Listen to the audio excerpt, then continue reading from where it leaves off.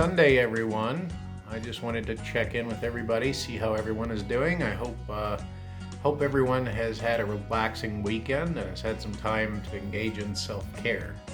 Um, Self-care is really important, and I think it's a term that's really misunderstood. I remember way back when I was like, I'm old now, but but when I was a graduate student, one of our professors, she talked and talked and talked about self-care, self-care, self-care, self-care.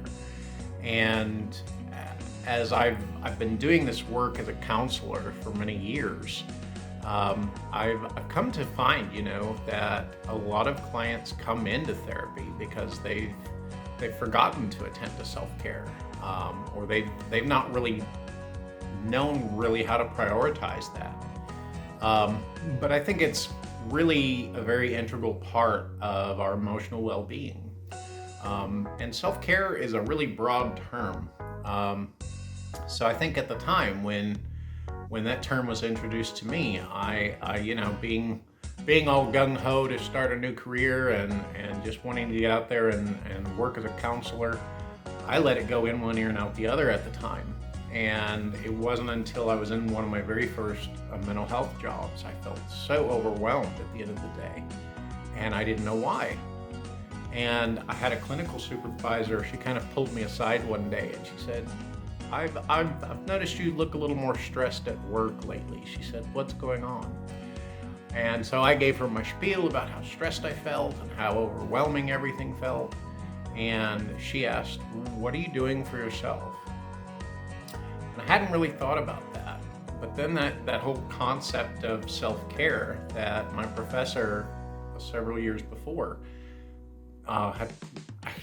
had brought up, it suddenly clicked. It made sense. And so self-care refers to a broad range of things that we do for ourselves, hopefully on a consistent basis, to really keep ourselves well. And it really helps us to be able to contend with stress when it comes up. So self-care can refer to anything like, our personal hygiene, to wearing clothes that make us feel confident, to socializing with friends on a regular basis, to setting limits with people and knowing how to say no when we need to. But even more than that, it can refer to our spiritual lives. If we have any religious beliefs or spiritual practices that are important to us, can refer to getting enough sleep. So it's a really broad range of things that we do for ourselves on a regular basis to help keep ourselves well. And I always tell my clients, like for me, self-care is at the end of my day, I've got a veg for about an hour and a half with my dog Katie. We curl up in the bed together. She's my old woman. She's about 11, and she cuddles up with me, and we watch Netflix for about an hour and a half. I know I have to have that in order to keep myself well and available for the clients I serve. So whatever self-care means to you, I think you have to kind of maybe explore that. And that's something you can do with a good therapist, to really kind of identify those things that maybe you were doing before, that you're not doing as much of now. Because like I said a minute ago, when stress comes along, when we feel so overburdened by all the things we have to do, by demands that people are making on us, it's really easy to kind of let self-care fall by the wayside.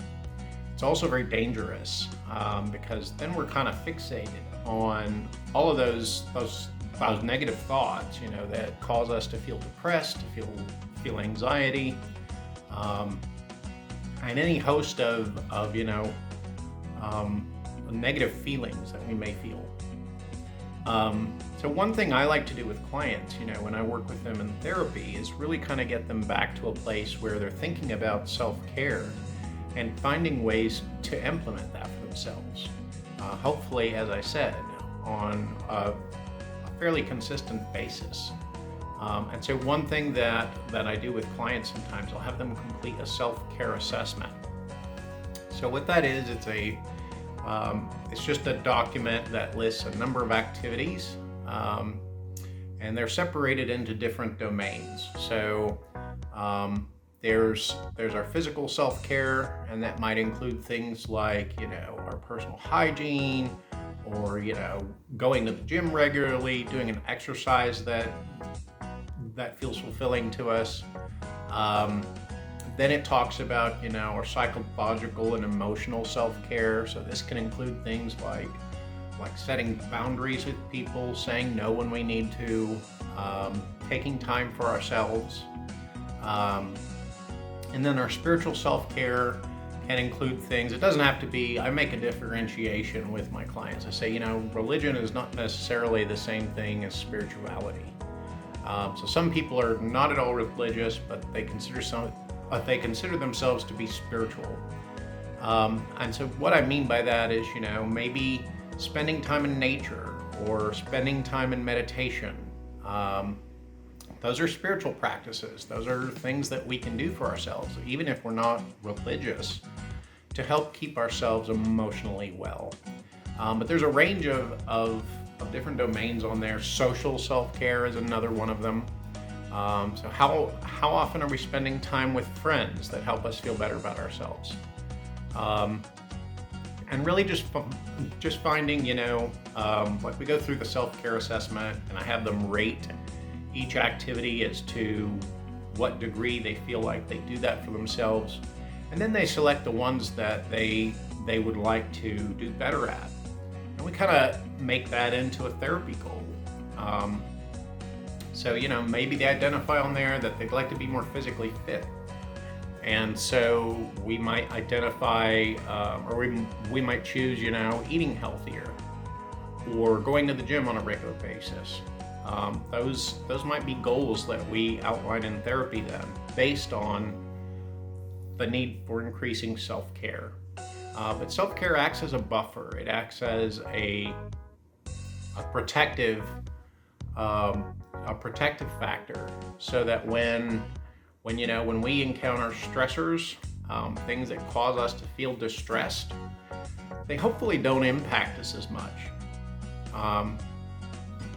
Another thing I do for myself on a pretty regular basis is I meditate. I consider myself to be spiritual but not religious. And so meditation helps kind of get me out of my own head for a bit. It helps me relax my physical self. And so I always joke with people. I say, when I meditate, on a regular basis, a bomb could go off and I wouldn't care. And that's really just like that's not the truth, but it's like, the little things that would ordinarily get to me don't really get to me as much. And I don't put as much worth on those things. They don't impact me the way they would otherwise. But if you'd like to learn more about self-care, I'd be happy to talk with you. We can explore some potential goals for you. Feel free to check out my website. It's briansharpcounseling.com. That's Brian with an I. And you can schedule an appointment with me. I'd be happy to talk with you, and we can talk about some ways to kind of help you take better care of yourself, so that, when the worst comes to worse, hopefully it doesn't impact you as much. But I look forward to talking with you. Feel free to follow my channel. Be sure to hit the subscribe button and the like button if you like the video. I'll be making more on this topic as well as others. You can also leave in the comments if there are any suggestions for topics, things you'd like me to talk about. I'd be happy to do that as well. But I hope everyone has a great rest of their weekend. Do something nice for yourself. Make yourself a priority. Till next time, I'll talk with everyone then. Bye.